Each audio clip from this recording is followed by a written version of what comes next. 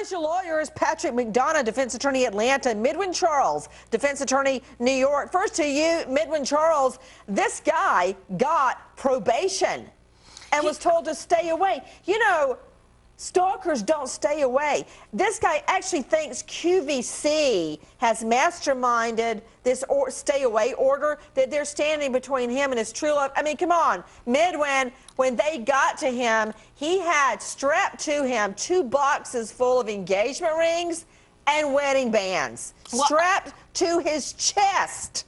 Like he was going to propose to her, she's going to say yes, and then he'll jerk a preacher over, they'll get married right on the spot. Engagement ring, wedding band, strapped to his chest.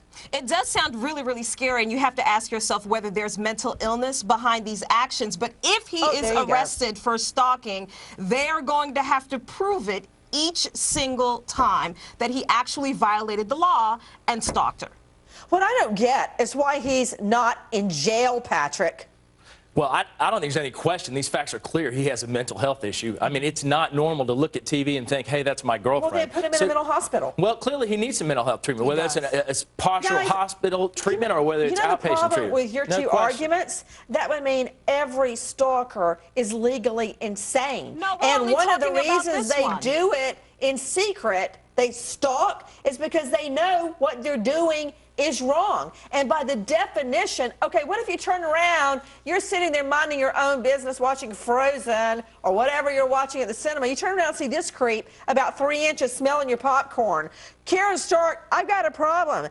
I don't agree with the defense lawyer saying he's crazy. That would mean every stalker is crazy. And we're talking about crazy in terms of the law. So is there a mental problem? Absolutely. And let me tell you that stalkers are people who don't feel comfortable in intimate relationships, can't get close, don't feel good about themselves.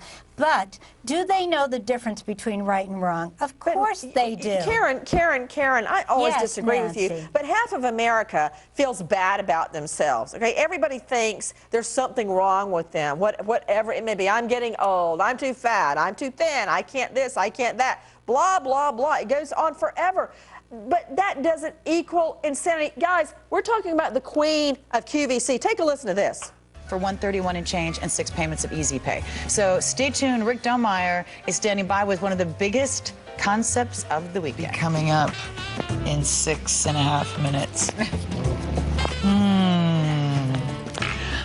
We're going to be right back with Judith Ripka. Okay. Fake blonde highlights. There you go. Okay, guys, if you're seeing her right now on the screen, keep rolling that, please, Charles, because this is the same video that these guys believe.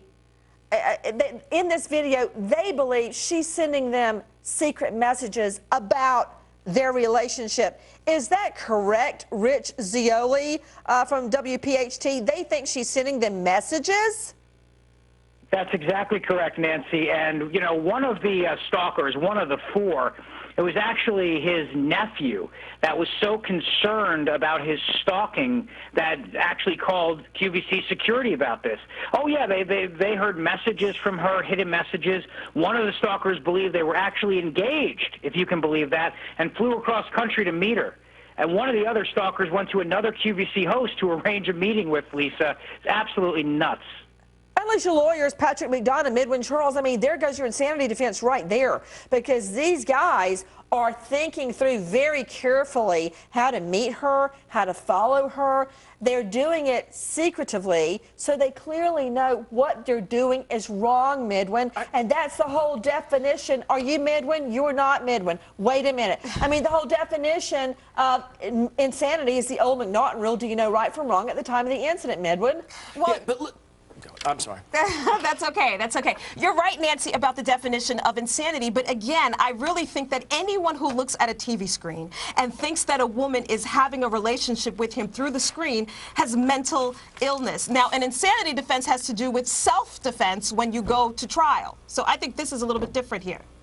Okay, what about it, Patrick? Yeah, there's no question. We're not talking about are these people insane or not. You but were if all you 5 minutes ago. No. I said mental health issues. And if you listen to what you're talking about, they're talking to me through the TV, so I'm going to go drive down there and smell the popcorn. That's not somebody who's got a mental issue. They think they're sending secret messages. That means they have a mental issue. That doesn't mean they're overweight. Are you giving me a break? You probably may not remember this, but I remember as a little girl, Carol Burnett would send secret messages to her family. She'd do this. A lot of people on air send secret messages by movements or gesticulations on air. So this is not entirely. If it's their family member and they know them, not if you're some stranger and you're halfway across the country and think, oh, that must mean she's talking to me. You know that what? means the person has a mental issue. You're making a good case, but I ain't buying it because they're sneaking around, which shows they know what they're doing is wrong. Everybody, when we come back.